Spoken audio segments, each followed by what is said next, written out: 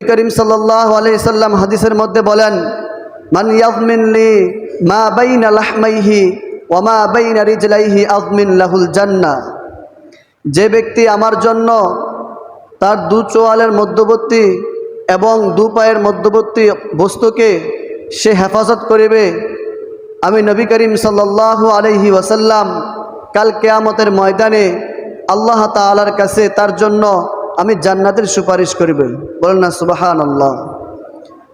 নবী করিম সাল্লাল্লাহু আলাইহি ওয়াসাল্লাম এই হাদিসের মধ্যে বলেন, যে ব্যক্তি আমার জন্য তার জিহ্বাকে হেফাজত রাখিবে এবং তার লজ্জাস্থানকে হেফাজত রাখিবে, আমি নবী করিম সাল্লাল্লাহু আলাইহি ওয়াসাল্লাম কাল কিয়ামতের ময়দানে আল্লাহ তাআলার কাছে তার জন্য জান্নাতের সুপারিশ করিব।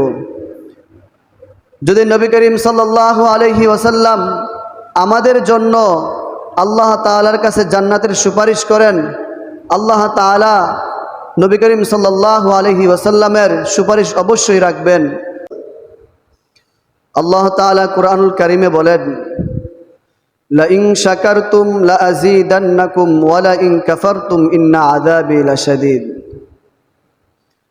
যে ব্যক্তি আমার নিয়ামত পেয়ে, নিয়ামত খেয়ে, নিয়ামত ভোগ করে, আমার নিয়ামতের শুকর আদায় করে, আমি আল্লাহ তাআলা তার নিয়ামতকে বাড়িয়ে দেই।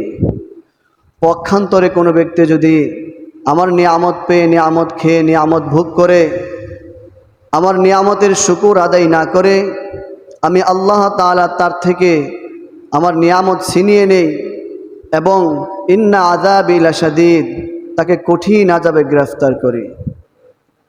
আল্লাহ তাআলা মানব জাতিকে অসংখ্য নিয়ামত দান করেছেন।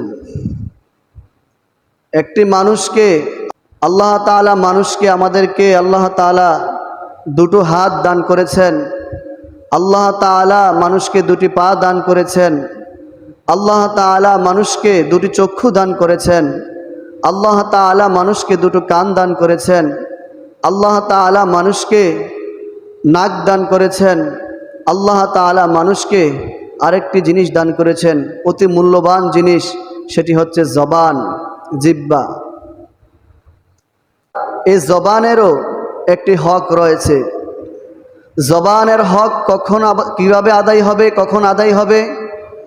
যদি এই জবান দ্বারা আমরা আল্লাহ তাআলার জিকির করি, আল্লাহ তাআলার কালামুল্লাহ শরীফ তেলাওয়াত করি, আল্লাহ তাআলার বরত্বর কথা বলি, যদি এই জবান দ্বারা মানুষের সাথে ভালো ব্যবহার করি, এই জবান দ্বারা মানুষের উপকার করি, তাহলেই এই জবানের হক আদায় হবে। কেননা আল্লাহ তাআলা কুরআনুল কারীমে বলেন, ওয়া ইন তাউদ্দু নি'মাতাল্লাহি লা তুহসুহা। বান্দা, আমি তোমাদেরকে এত নিয়ামত দান করেছি যে তোমরা গণনা করে কখনো শেষ করতে পারবা না।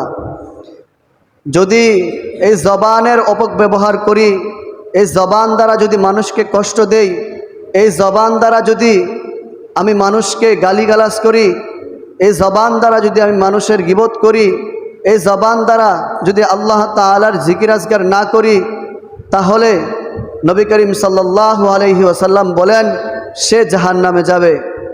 নবী করিম সাল্লাল্লাহু আলাইহি সাল্লাম হাদিসের মধ্যে বলেন, মান ইয়াযমিন লি মা বাইনা লাহমাইহি ওয়া মা বাইনা রিজলাইহি আযমিন লাহুল জান্নাহ। যে ব্যক্তি আমার জন্য তার দু চোয়ালের মধ্যবর্তী এবং দু পায়ের মধ্যবর্তী বস্তুকে সে হেফাজত করিবে, আমি নবী করিম সাল্লাল্লাহু আলাইহি ওয়াসাল্লাম কাল কিয়ামতের ময়দানে আল্লাহ তাআলার কাছে তার জন্য আমি জান্নাতের সুপারিশ করিব। বলেন না সুবহানাল্লাহ।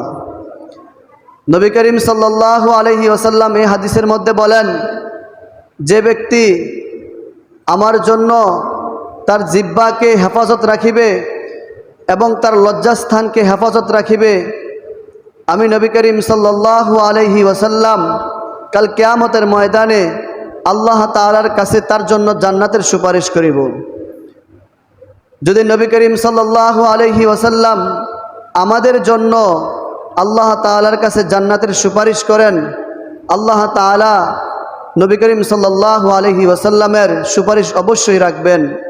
কতটুকু ধমকের সাথে বললেন, উফা আলাইকা ইয়া মুআয, তোমার এই জিহ্বাকে তুমি নিয়ন্ত্রণে রাখো।